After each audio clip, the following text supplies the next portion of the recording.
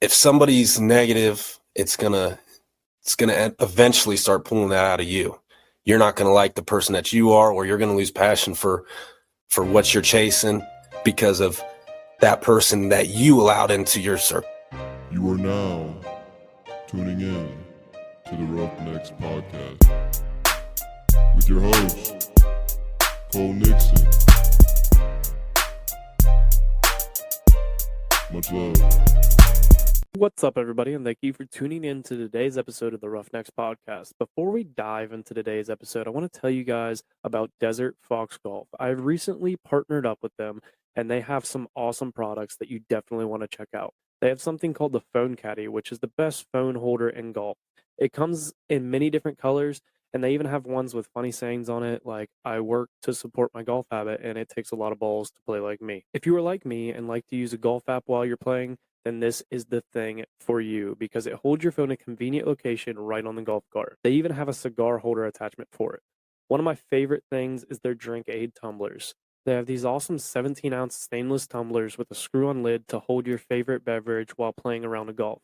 They have different versions from the classic swing aid to nurse aid, hunting aid, fishing aid, and my personal favorite design, the Patriot Aid tumbler.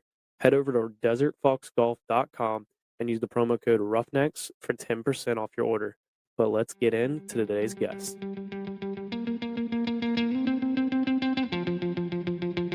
What's up, everybody? Welcome back to oh no, not the dog. What's up, everybody? Welcome back to another episode of the Roughnecks podcast. This is episode 147, and joining me today is yet another artist who happens to know a couple of the other guests who have also been artists that have been on this podcast, and I believe is living very close to my hometown. But without further ado, Trae Myers, there we go. Welcome to the Roughnecks podcast. Finally, it's been a long time that we've been trying to get this worked out, but I'm glad you're finally on. Yeah, man, thanks for having me. I've seen a couple of my buddies on here, and I appreciate you inviting me on to be a part of it as well.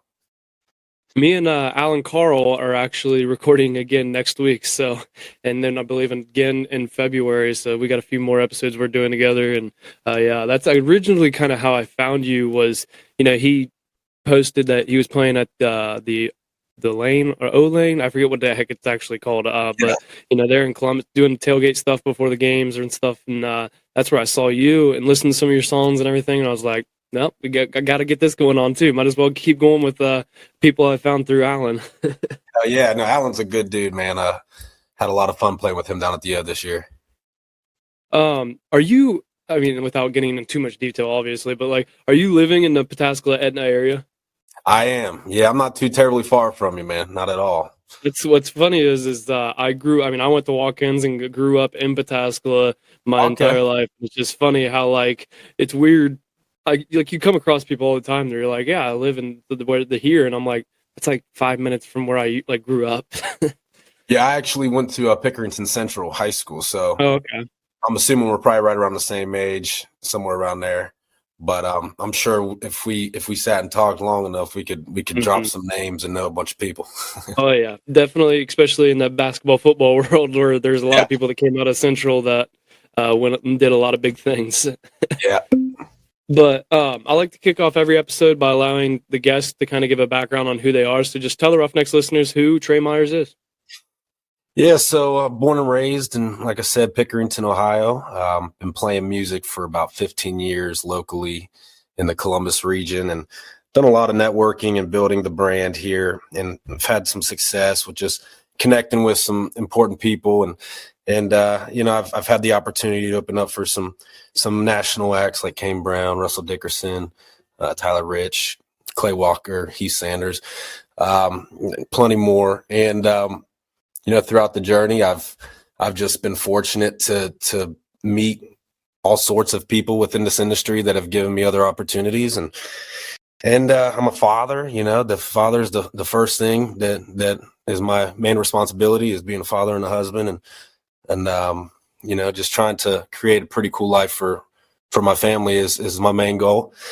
And so far so good. I can't ask for much more. I like playing on a local level, and I plan on just continuing to do the same old game that I'm playing, So here I am, pretty much rooted deep in the Columbus region, and don't really have plans on relocating, but traveling and touring is hopefully in the near future. But yeah, man, that's about me in a nutshell. How did, like, I'm always curious to see, because, like, whatever it is somebody's into, whether it's, how they started playing sports or how they started the podcast, like, how did music start for you? When did that world for you start? Well, when I was a young kid, I like to write songs. Like pretty much as soon as I could start writing, I was writing these silly little songs on like napkins and in notebooks and stuff. I remember, I'd be at dinner with my mom and my dad, and I'd just be like writing these corny lyrics down, like, so it really goes back to when I was a little kid, and I would lock myself in my bedroom and, sing on those 1995 karaoke machines. And when I was in high school, I was more of an athlete. I played football and baseball, and I wrestled a little bit. And I was more of an athlete. So when me and my buddies decided to start up a band, it was for a talent show, basically. And I've always kind of wanted to be in a band. I never really knew any other musicians. So for me, it was just, again, just meeting people who were interested in the same stuff. And once I met these guys that, play guitar and drums and bass, I was like, hey, well, I can write songs. I'll be a singer, So we just kind of started playing in the basement, and next thing you know, we're playing that talent show, and we started playing some little like local pizza shops in town, and I just haven't really stopped grinding since. I just had so much fun with it, and the camaraderie of being in a band, kind of having that brotherhood, kind of like playing football and baseball and stuff. That's the best part of it, and that's pretty much how it really started. I listened to a whole bunch of different types of music growing up. So, tons of different influences. But throughout the journey, I've kind of landed in this country niche because there's some opportunities within it.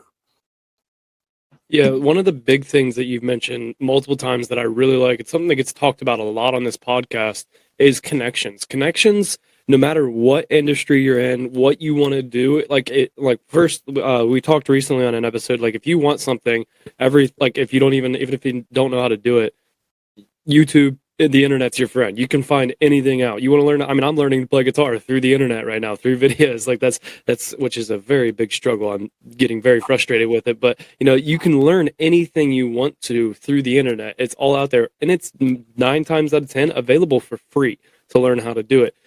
But like connections is another thing you can do for free.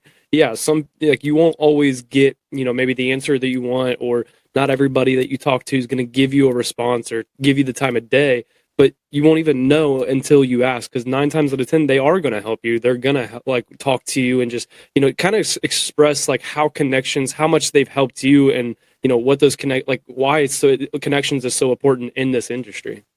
Yeah, connections just in general, in the business world and life is what it's all about, networking and just meeting people that you can vibe with and have that good energy connection with.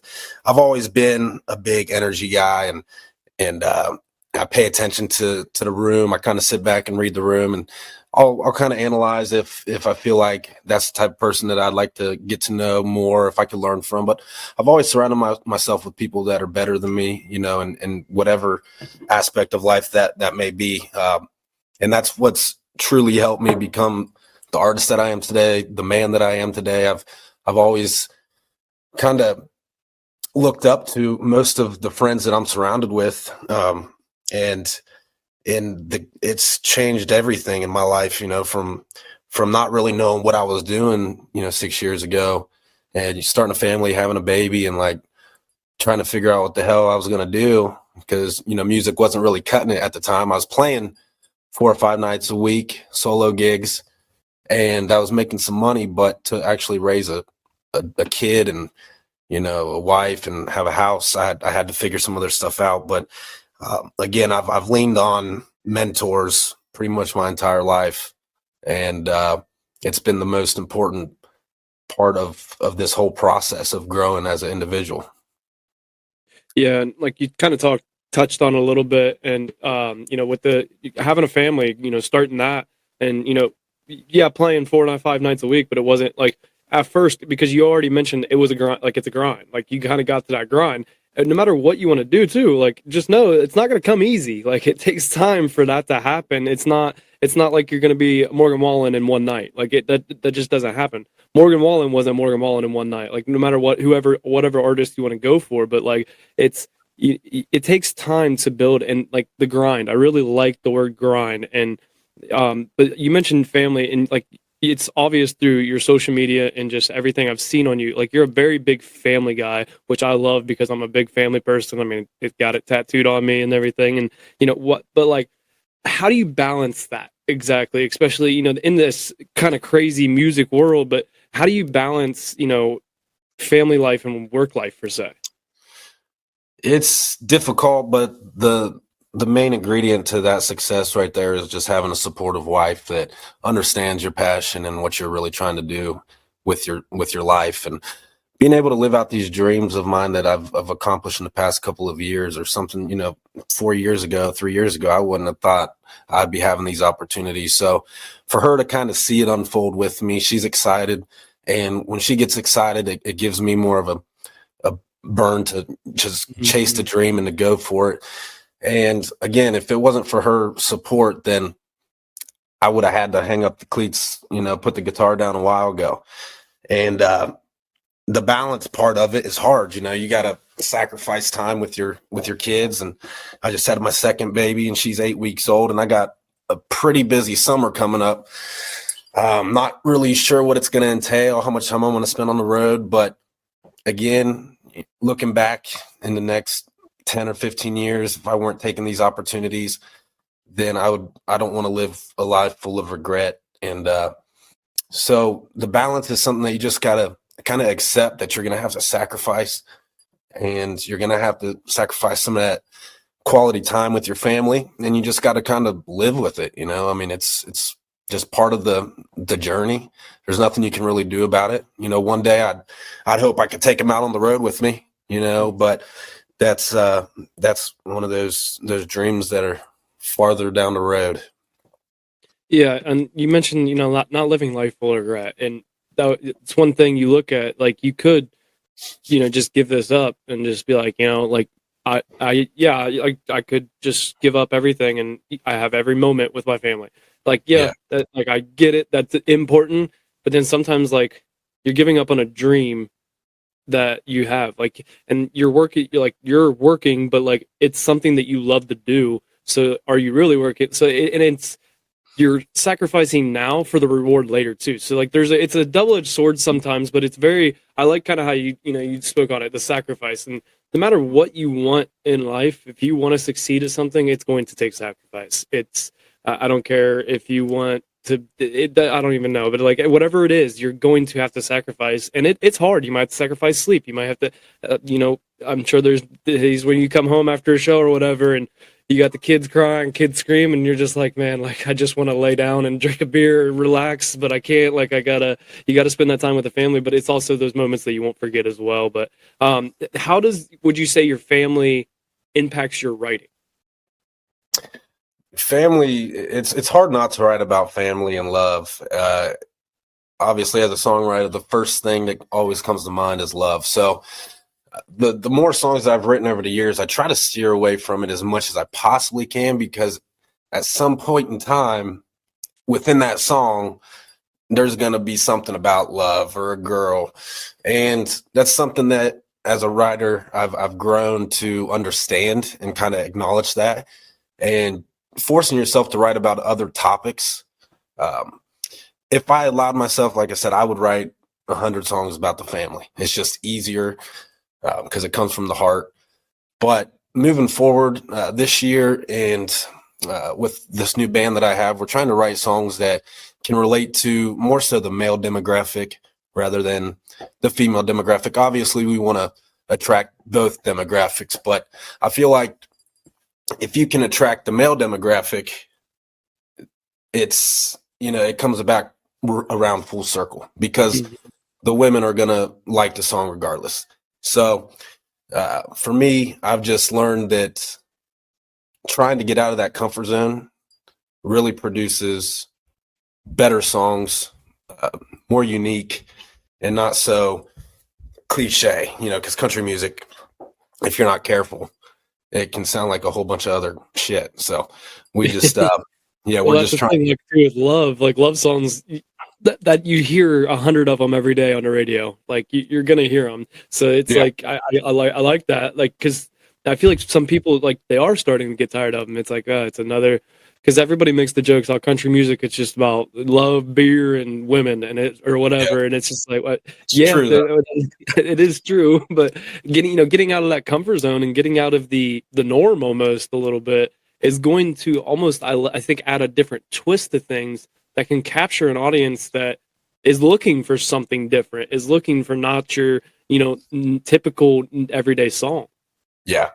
It's a lot easier to write with guys too. Like, so the guys in my band, they kind of come from, they've been playing in bands together for the past 10 years, but they come out of the metal scene. They come out of the pop rock scene. And so playing with them and writing with them has really opened up some new doors and new ideas. And I was a big like Ed Sheeran guy. I liked Rob Thomas, Matchbox, those Dave Matthews. So I try to keep that in mind because that's like where it really started for me when I picked up the guitar. I was learning a lot of the 90s alternative. So I try to take that part of me and what these guys have to offer, but with the idea of we're writing country music. So we have to try to fit into the niche a little bit, but remain true to ourselves. And I think that's how you create your own sound. And that's what I'm really looking forward to the most with these new songs that we're working on right now is they sound different but it's still country. And it's just like, it to me, it's fresh, it's unique. And I'm hoping that it could just be something different for the world to hear that really, catches on.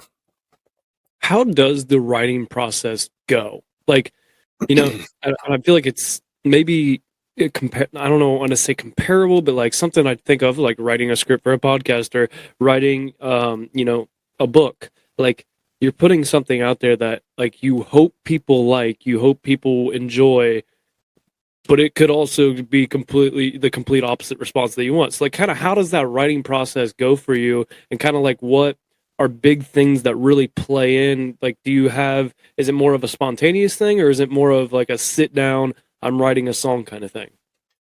Well, the band and I, we're all like 2 hours away from each other. So they'll come into Columbus. One of them lives in Kentucky, one lives in Cincinnati, and two of them live out in Dayton. So it's hard for us to come together once a week and write like we'd like to. So what we do is, we all have our own at-home studios, and we'll just send ideas to each other all day long. Every day we're sending a new idea. One of the guitar players is sending an idea, one of the bass players, drummer, whatever, whoever it may be. And, I like to sit there and think of the melodies. I'm obviously the singer, so melodies and lyrics is one of the first things that I think of when I hear these songs. And so I'll send them back a voice memo or something with a melody idea, absolutely no words, just kind of like gibberish. And we'll just start bouncing ideas back and forth. And then we'll try to get together on, every other Sunday. And when we do, it just comes together like magic. It's amazing how it happens. But having those couple of weeks to toss ideas back and forth to each other, it creates something special. When I'm by myself, obviously I'll pick up my guitar and I'll write songs, but it's hard to hear them really come together by yourself. I've wrote a lot of songs by myself, but I've never been extremely happy with any of them. The songs that I'm really happy with are coming when I'm co-writing with my friends. And that's really how we're writing here in 2023. That's the modern day writing world. I know a lot of people do it.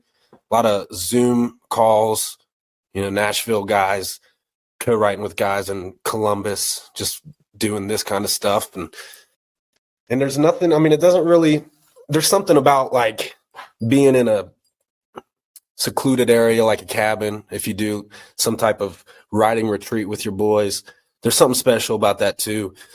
But when you get something special really going, there's nothing really stopping the writing flow when you have the right group together. So I'm fortunate right now to have the type of guys that I'm working with, and to be quite honest, like if it doesn't work with these guys, I don't know who the hell it's going to work with, because it's like a perfect fit. It's funny you mentioned the like a writing retreat with your boys or whatever, because I just actually I've been reading a lot more lately, and I was reading the book, and it was more of a business style book, but it was talking about the vision for your company or whatever, and I like the vision for a band is the lyric, like the songs, so like those are the things, and it talked about like when you work on this and this, like you need to be secluded with no distractions, and sometimes like that's when you might write the best, but sometimes too I feel like with writing music, at least from what I've heard, especially too, like people say that like it comes out of nowhere sometimes, where it pops up, but like, and I like the how you guys every day you're just sending something, because you never know, like yeah, it might sound like okay to like the guitar player, but then the singer might hear it and go, holy crap, like boom, like the idea just comes out of nowhere. And bouncing ideas off of each other is a very big thing in terms of business, in terms of like whatever business type of business it is. It's very important, because even when you think you have a dumb idea, somebody might come up with a grand idea off of it. So that's really cool to see. For example, actually, one of my, I think it was Tony in the band, guitar player, he sent this real like summery poppy guitar. He wrote it on Logic, and he sent it over with some programmed drums in the back. And I'm like, I just wasn't hearing it at all. Like, I'm like, yeah, I don't think this is going to be a good idea, and we got together last Sunday, and he pulled it out of his pocket and he played it for Jake, the other guitar player. And Jake was like, ooh. And he just started singing this melody to it. And as soon as he started singing this melody, I'm like, holy shit. I'm like, this is badass, dude. Like that's what it is. Cause I'm like, I couldn't hear anything. I had no melody ideas for it. I thought it didn't vibe with me at all. But Jake put down a melody. I'm like, that's it, bro. Like we got to cut that ASAP. That's got to be a summer banger right there. So when we release that song, I'll let you know which song that is.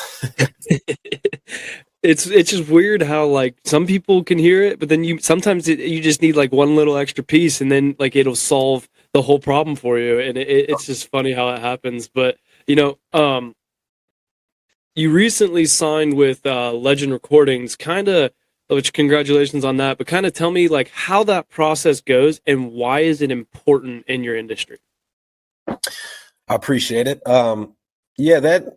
To me, I've always been an independent artist, and I still believe going the independent route is not a bad route to go, especially when you're busy, you're playing a lot of shows, you're building a fan base, you own yourself.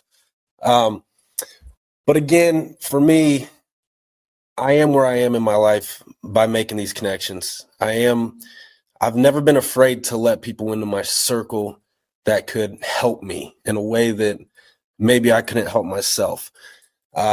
So having Chris Bianchi and Legend Recordings sign me, I'm the first country artist that they've ever signed, which is pretty cool. I feel like I'm going to be a top priority for them for a while in the country music world. And he's already done things that like I just don't have the time to do. And I'm not afraid to give a little bit of away of what I'm doing if somebody's going to help, make me better, or help build my brand, or help with social media, help with merch. I have a very busy lifestyle. So to actually sit down and come up with merch designs and to make the phone call and do all this stuff, or, building social media, it's a full-time job. And to have that on my team has already been a tremendous help. I'm just excited to utilize their connections. Because again, those are connections that I don't have, and it might take me years to create the kind of connections that they have. So I'm really excited to see what he can do for us. It's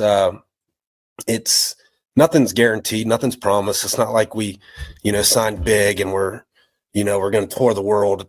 We still have a lot of work to do. I still have a lot of work to do. I'll be the first to admit that. I need to continue to build my brand and build my following. But over the years, I've played numerous shows in Columbus.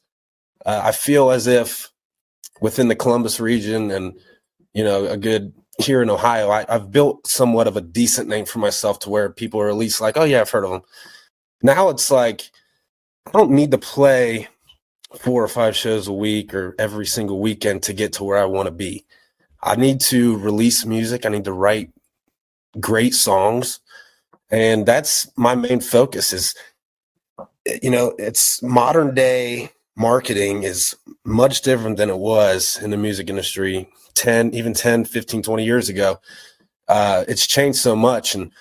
And to understand that and to be able to adapt, if you don't adapt, then you're just gonna kind of sit there and spin your wheels. So I feel as if having legends and having the guys that I'm surrounded with now and with the vision that I have, it's just about putting it all together, working on the right things, which is just continuing to write songs, release as many as we can, invest as much money, because it's not cheap. It's constantly just pouring money into yourself and like recordings and merch and all this stuff. You get a little bit of help from the label and whatnot, but if you really want to do it the way that you want to do it, you got to be prepared to pour as much money into it as you can.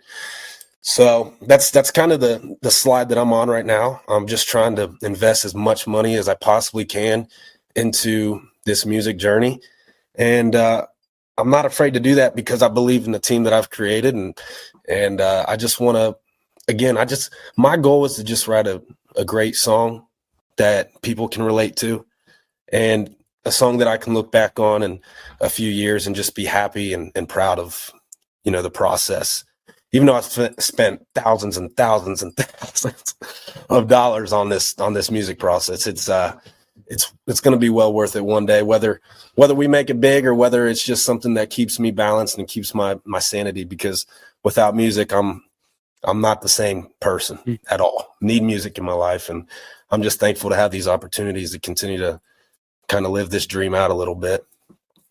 I understand you on the doing, like, how much time it takes doing things on your own, not on your scale, because I don't have it on that big of a scale, but like, making merch designs. I mean, my merch I design myself. I run my own website. I upload everything on social media. I edit. I do everything by myself. And it's like, sometimes just if you had somebody to take like a little bit of load off your shoulders. So like if I had somebody that edited for me, I would probably record almost every day. Cause like, I'd be like, heck yeah, like I'll just have this person on, this person. Like I'd have more time to, connect with people. I'd have more time to do these things. So, sometimes you have to almost delegate that. And it sucks because, it might take some money. Like you said, it takes money that you have to pour into it. You have to pour money into things. But you have to be able to spend money to make money, too. That's one thing I learned from, some people that I've been around in my life. They said you got to spend money to make money. And it's like, Yeah. That sucks to hear. But, I mean, it is the truth. Like, any business that you look at, what they have to do first, they had to spend money. Yeah. To buy a building. They had to buy something to start. It sucks, but if you're fully invested and you believe in yourself, that's one of the things you said that I think is very important. Believe in yourself, believe in your team, believe in your guys, and it can take you a lot further than you expect. If you don't have any belief, don't have any faith, it's never gonna go anywhere. Like it's just not gonna fall into you. You have to believe, you have to put in the work, and it'll happen. Yeah, absolutely. I mean, when you first start off anything in life, and it's hard to convince people to believe in the same vision that you have. So you have to believe in yourself first, and you have to go for it by yourself. It doesn't matter if the best friend that you want to start that business up with, one day you guys are like, oh yeah, we'll start this business up. And then 5 years down the road, you're ready to start it, and your friend doesn't want to start it with you anymore because they lost that vision. But you still have that vision. You have to go for it. And it's going to take that sacrifice that we were talking about earlier, sleepless nights, countless hours. You don't, as an entrepreneur, as a business owner, as a musician, as a podcast, whatever it is that you're trying to start up, you can't even think about the hours that you put into it. That's silly. Mm-hmm. It's not a 40-hour work week by any means. But if you have that mindset and you just go for it every day when you wake up, that's what you're doing. Then as long as you're also making the right decisions along that way, obviously we're talking about spending money, but You gotta be careful how you spend that money. And I'm speaking from experience outside of the music world. I own a business, and that's pretty much how I'm able to fund everything that I do.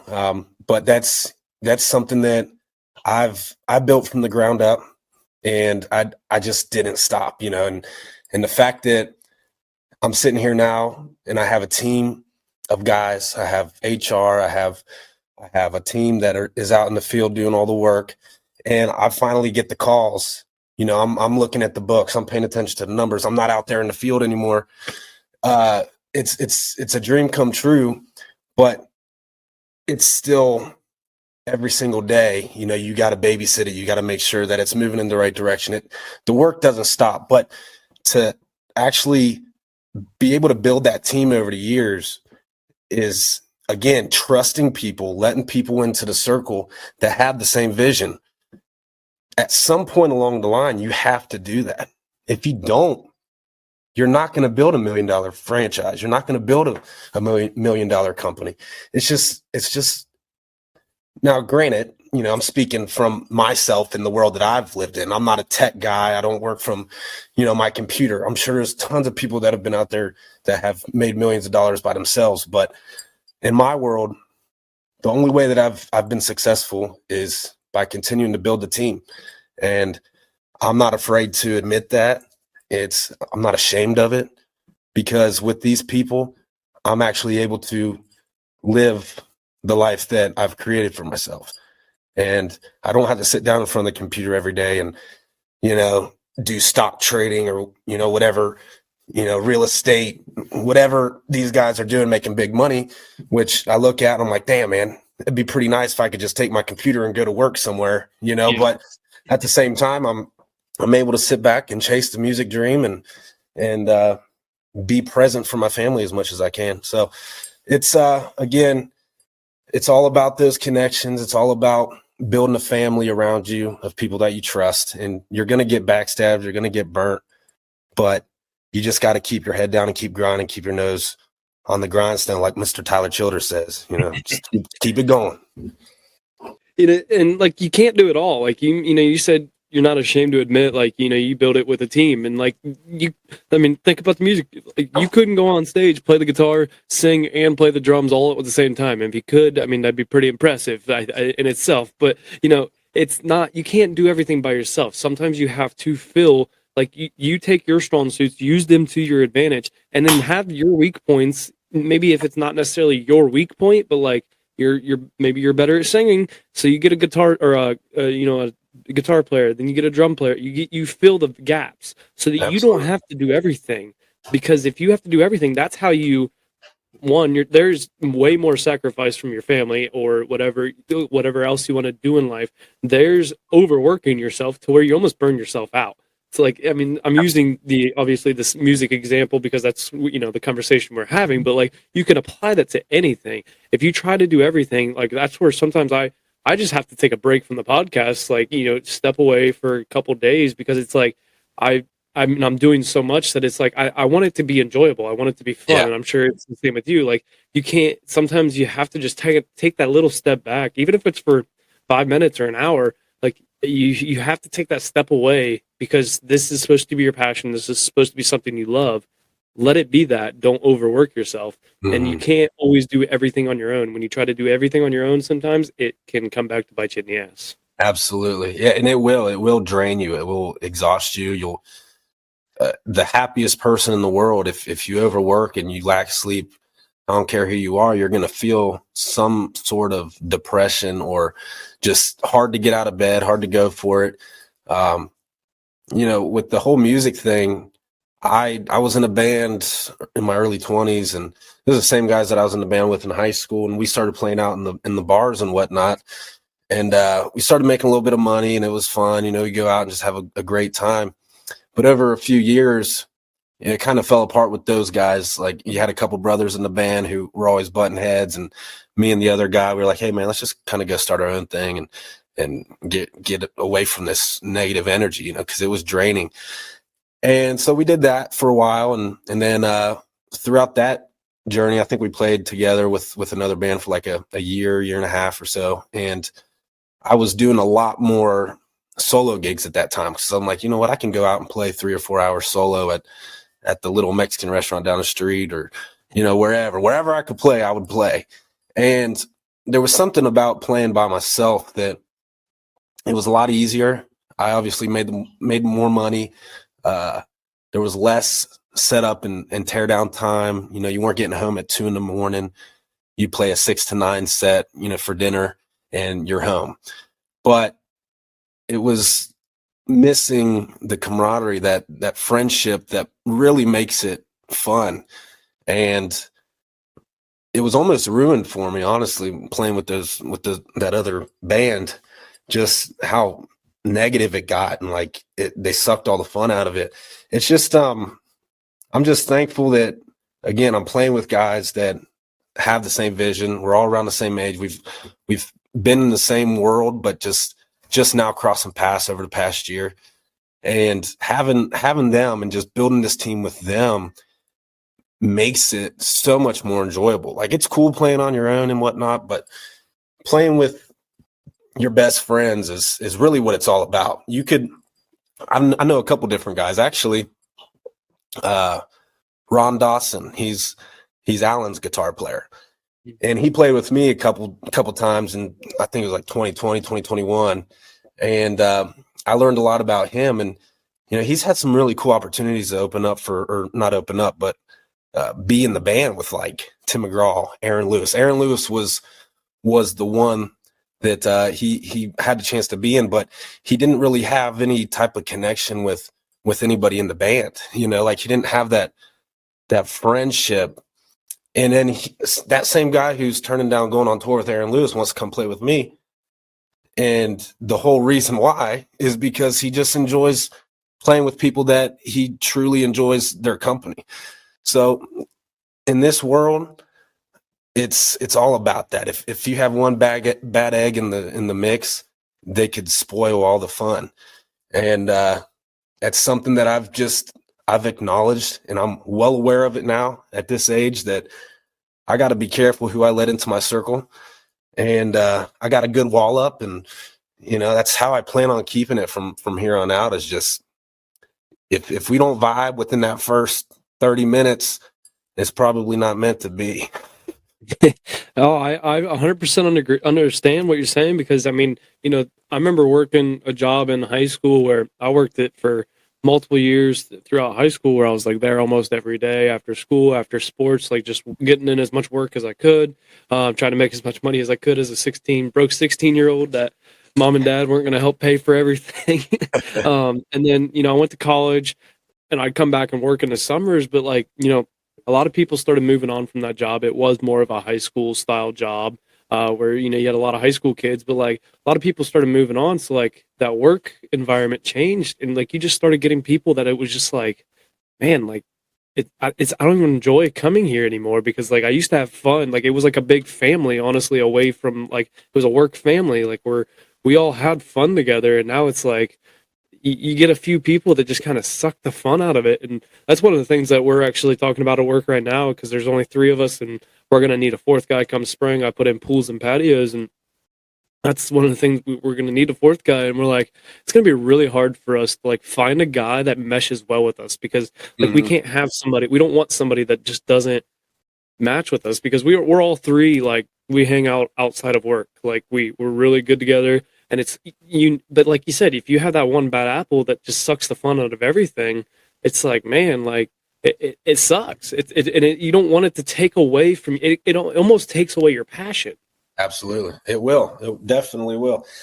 Energy is something that really goes unnoticed, and it's something that I've taught to a lot of people throughout my 20s, is how important it is to be positive. And even when you're having a bad day, you don't try to pour that onto the people that you care about or the people that you're surrounded with. And reading, I read a book called The Secret, and it was talked about the law of attraction. And I like to talk about that a lot, because again, every relationship that I've built in my life has kind of been manifested through thought, and just kind of sitting back and waiting for things to happen, knowing that one day it will happen. And the goal obviously is to be playing a sold out stadium. Obviously that's everybody's dream as a musician. But for me, at the same time, I've already found success because of the people that I've got to know, and just being able to do this journey with them. It's just enjoyable. And like I said earlier, if it weren't to work out with these guys right now, to be able to rebuild it, it's not easy. And it's hard to find people that you actually click with, especially at this age, in this day and age. It's just so important that you find people that you can truly mesh with. And that goes for any aspect of life, marriage, friendships, business. It's if somebody's negative, it's gonna eventually start pulling that out of you. You're not gonna like the person that you are, or you're gonna lose passion for what you're chasing because of that person that you allowed into your circle. So having those walls up, man, that's the most important thing to do at this time of my life, especially. So I feel like as we get older, when you're in high school or whatever, you want to be friends with everybody. Like, you want to have the most friends.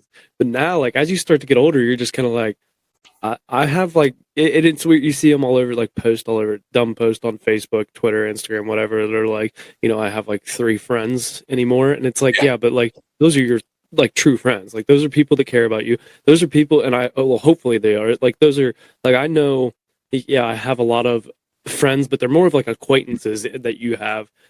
But you usually have probably 3 people in your life that you could probably truly go to and have a true conversation and get the true answer. Like, no bullshit. Just I'm asking you a question. Tell me what you honestly feel. Like, I want the honest feedback. And it's like, usually people only have, 1 to 3 of those people in their lives.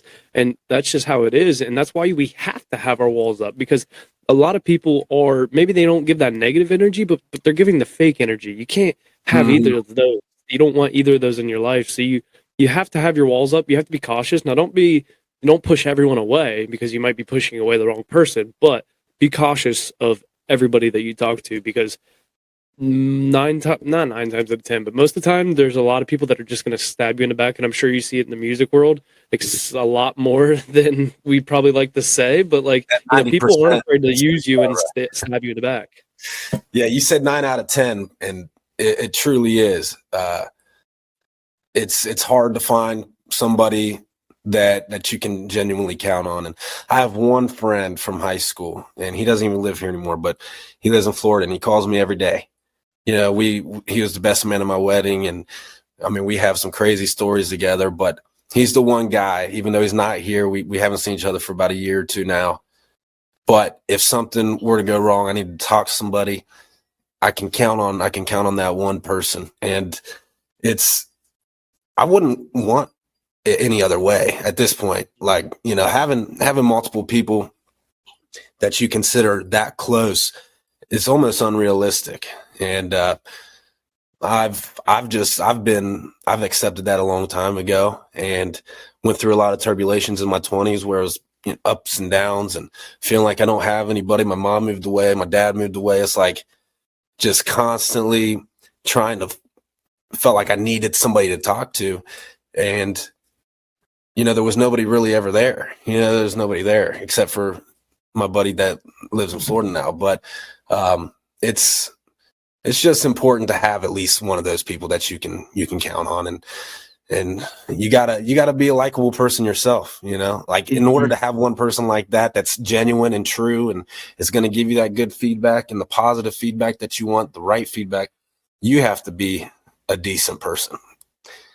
So there's my 2 cents for the day. I agree 100%. But one of the questions that, I really wanted to ask, like, kind of about the music world that I've never completely understood is, like, why the difference, like, kind of what the difference is. Like, I mean, I have a good idea of what it is, but just for maybe the people that don't know, and why releasing them at certain times, but why release a single versus an EP versus an album? Like, what is kind of the the thought process behind each of those? That's an interesting question. I think each artist has their own reasoning of why they want to release an album or release singles. I personally think in today's world, obviously, like, you don't go into record stores anymore. You don't buy albums. You're not going out and physically shopping for an album. Like, people are just on their phones and they're scrolling and they're waiting to hear that next badass song. So for me, it's like, pump as many songs out as you possibly can and release them as singles. That's fine. I have 5 songs right now. Well, 4 songs that I've been wanting to release, but it's like timing's off. It's not the right time of the year. So it's just, it comes down to a lot of different reasonings personally. And I think that in today's world, releasing singles is the way to go. And I'm speaking for myself, but I'm sure there's a ton of artists that agree with me. And it's pretty much for that exact reason. Like, just release songs and let the world hear them. There's no reason. And like, Hardy just released a badass album, right? It's dope. And he built it up. I mean, there's a lot of anticipation behind it. And if you are going to release an album, that's the way to do it. You know, you build it up. You have that baby ready to go for damn near a year before you even release it. As a local guy, regional guy, I'm not on that level yet to where I feel like I need to do that. I need to continue to release as many songs as I can so people can hear and see like the direction that we're going. Every song is so different, and we've just been trying to like find this little path and like what feels good, what sounds good, and what are the people listening to the most. And the only way to really do that is like, just continue to experiment, continue to put those songs out there for people to eat up and let you know how it tastes. It's a dog eat dog world. You know, sometimes you release a song and you don't get the best reaction. But that's how you kind of learn and grow. And I think that's what I'll be doing this year, is just, you know, even though I got those 4 songs cooking, I'm ready to just start releasing them as singles. And we're actually shooting a music video for it tomorrow up at Flanagan's in Dublin. So that's Friday, the 27th. And, you know, we've had this song that we released in Nashville, or we recorded in Nashville, and I've had it for damn near a year now. So it's like, okay, let's just go do this. Let's get the video together. And it still probably won't come out for another 2 months, because once we got the product and the video, now it's like, okay, let's get a release date that's a month or 2 away, make sure that we do all the online promotional right. And it's just it's a never ending process. So when you finally actually get to the point to release a song, you want to make sure that you go through all those steps, because if you just release it to the world, it's not going to make the impact that you want it to have. So that time, again, is of the essence, and you use that to your advantage, and just know that the more that you put into it, the longer you wait, the more build up, the better product at the end of the day, return that you're going to get. So I'm excited for this one. It's called Cheers to Crazy, and hopefully we'll be out here by the end of February, but don't mark my words. We'll see. Yeah, that's I've heard a lot of artists say that, like, you know, don't mark my words, things can change, things can, you know, go Always. wrong. Hopefully not wrong, but like, just things can, you know, inconvenience the process, and you just gotta hope for the best. That's why, you know, a lot of times that I'll tell my guest after I'm done recording with them, I'm like, this is supposed to be out on this date, but I'll let you know if that changes, because things happen. Yeah. But one of the last things I want to talk to you about, kind of about music, is, you know, you mentioned it earlier, like, you've opened, you know, for some big time names. What's that experience like, opening for, you know, Walker Hayes, Chase Matthews, Heath Sanders, like those kind of people? What's that like? And, you know, did you always get the, you know, the interaction with them that you kind of expected, or was it better than or worse than expected? I won't ask you to name drop maybe necessarily, but, you know, just kind of that vibe. Honestly, man, everybody has been extremely nice. And it's hard to believe that they even give you the time of day sometimes. Like, you got a local guy opening up the show, but those guys that some of the guys I've played with, they don't show up until they go on the stage. They show up, they go on stage, they go back on the bus, and you will be lucky to even get a picture with them. But I will say that most of the guys have made me feel extremely comfortable. They're nice. Obviously, going into that situation, it's not as nerve-wracking anymore. It's exciting, but the first couple of experiences that I had, I just was like, damn, man, I'm lucky to be in this position right now. And, I got to thank certain people that put me in those positions. But you just be yourself. Same conversation that I'm having with you, I would have with any star that I've crossed paths with. I never want to make them feel like they're like some major star, like obviously you're a star, but I'm going to make you feel like I really just am talking to you like a normal person. Like, I'm not going to sit here and ask for your photograph or anything like that. I'm not going to get your autograph. I haven't gotten pictures with tons of guys because I'm not going to ask for a picture, but then I'm like, damn, I wish I would have got a picture because I got nothing to show for it except for a flyer. But it's just a really cool experience. I've been very fortunate and humbled to be in those situations, and I just can only hope that I can get some more of those opportunities in my career because they've came and gone, and this year is like almost like a rebuilding year in a sense, is like just getting everything in position so we can be pitched to bigger and better festivals and maybe share the stage and with some of these big names again, but on bigger stages. And I'm just waiting for it. And the next time I do, I'm gonna have to figure out a way to just be like, hey man, let me get a pic and let's drink a beer, take a shot, and just But it's just been fun, man. It's a really cool experience, and I'm blessed for sure. Yeah, I'm excited to see, what the future holds for you. It definitely sounds like you got a lot coming, and I'm super pumped for it. But we're going to move into some of these final segments of the podcast. I do have a question that I like to ask all of my guests, and what that question is, if you could go back in time and tell your 16-year-old self one thing, what would it be? Wow. Well, I would tell myself to continue. Sorry, before you get going, that is the first kid to make an appearance on just when I've been recording virtually, just to scroll through. I loved it. That was awesome. Yeah, she just came down and did a circle and came the back way and then back up the stairs. But I loved it. I'm not sure what she wants. But man, honestly, I can sit here and say that I've never stopped believing in myself. I've always dreamed big, and within the music world, within the business world, within just family, and the things that I've created 6 years ago, I didn't even think were possible. I say 6 years ago because that's when my first daughter was born. Actually, it's going on 7 years now.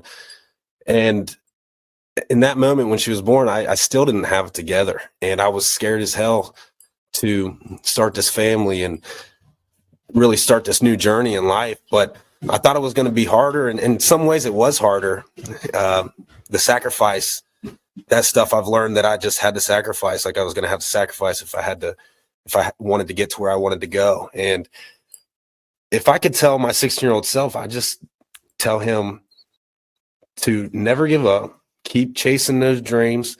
Make sure that you're careful of the people that you surround yourself with, and don't let, when you see something that's negative or something that's pulling you back or deterring you from what you're doing, it's okay to make mistakes, but at the same time, you gotta jump ship, and you got to make sure that you stay focused on what you're doing, and just don't ever give up.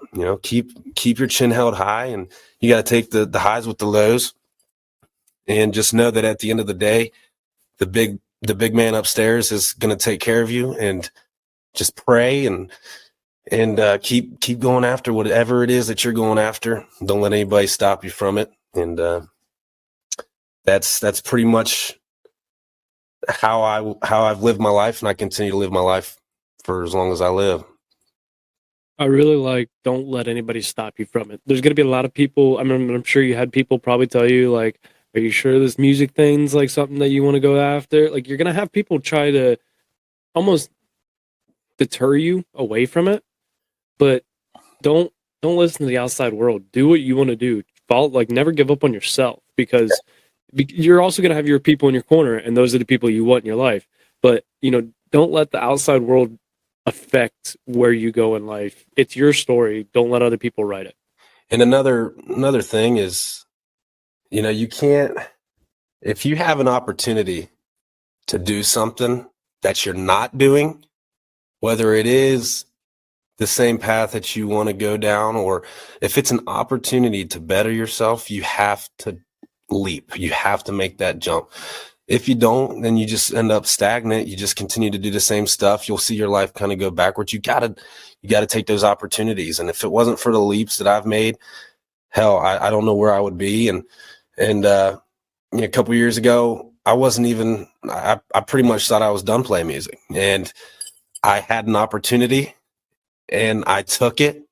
And since I took that opportunity, it was the battle of the bands to open up for Kane Brown. We won out of 12 bands. We ended up winning, and that's literally what started this new journey for me.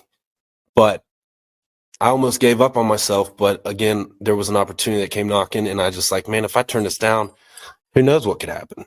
And here I am doing a podcast with you, getting ready to shoot a music video tomorrow, and signed to a record label in 2023. So again, just never give up and continue to chase your dreams, man.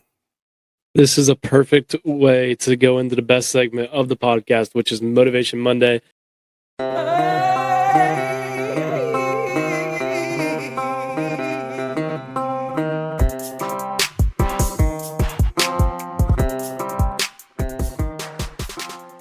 Motivation Monday is the point in the episode where I allow the guests to give the Roughnecks listeners a little inspirational bump to set the tone for their week as they listen on Monday morning.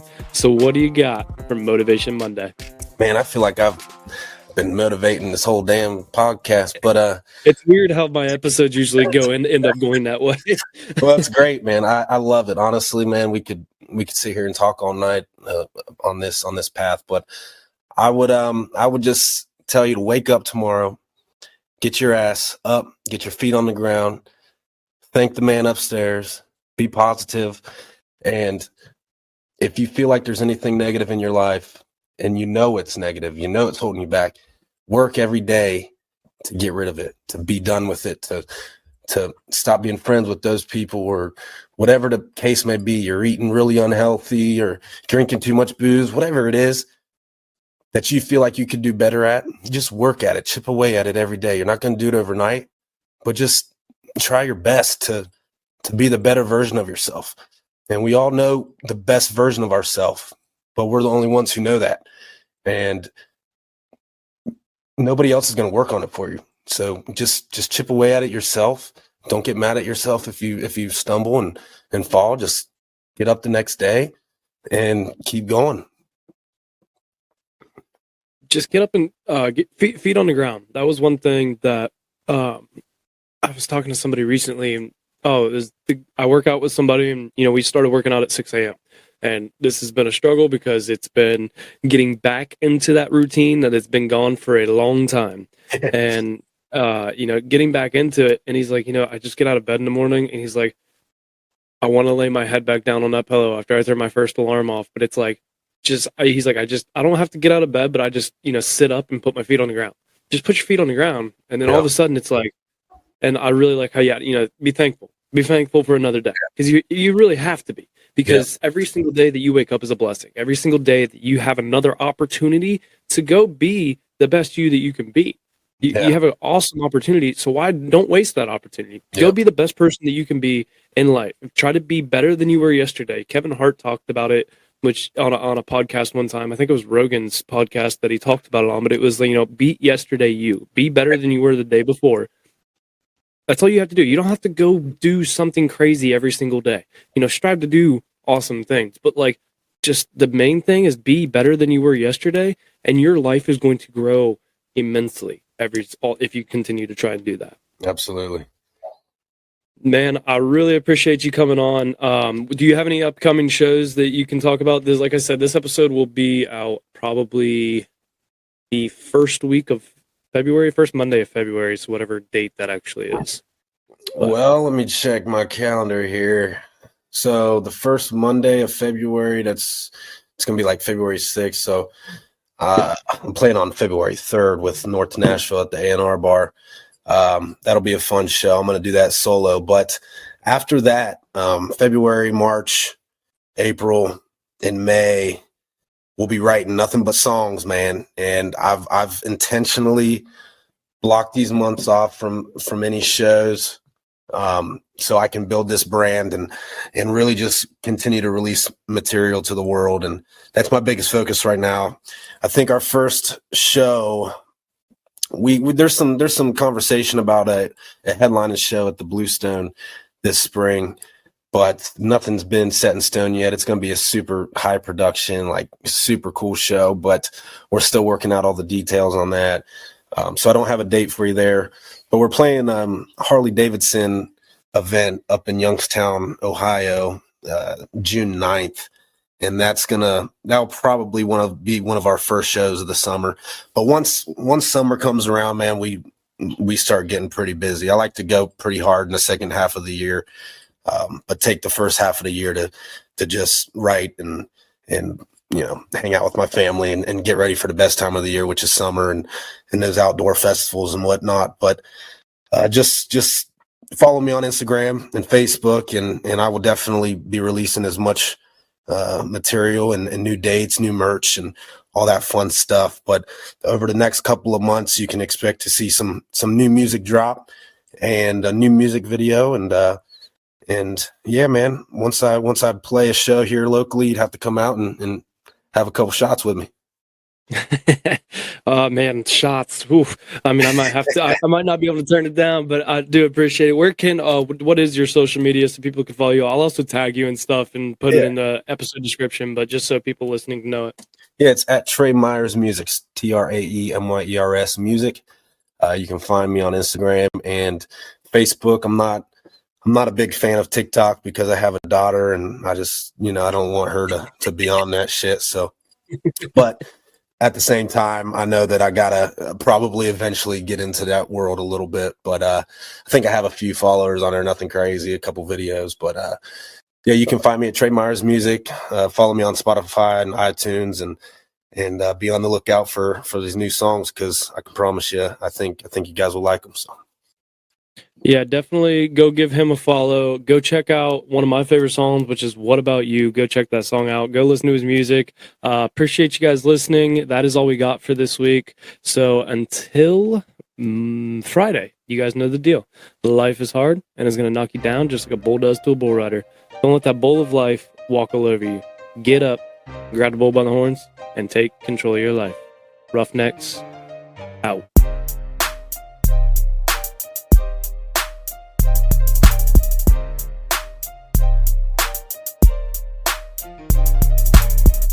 Thank you guys for tuning in to today's episode of the Roughnecks Podcast. If you liked today's episode, then please be sure to share it with a friend. You can follow the Roughnecks Podcast on Facebook, Instagram, and TikTok at Roughnecks Podcast. Head over to roughneckspodcast.com and grab yourself some Roughnecks merch. Until next time, make sure you grab the bull by the horns and take control of your life. Roughnecks, out.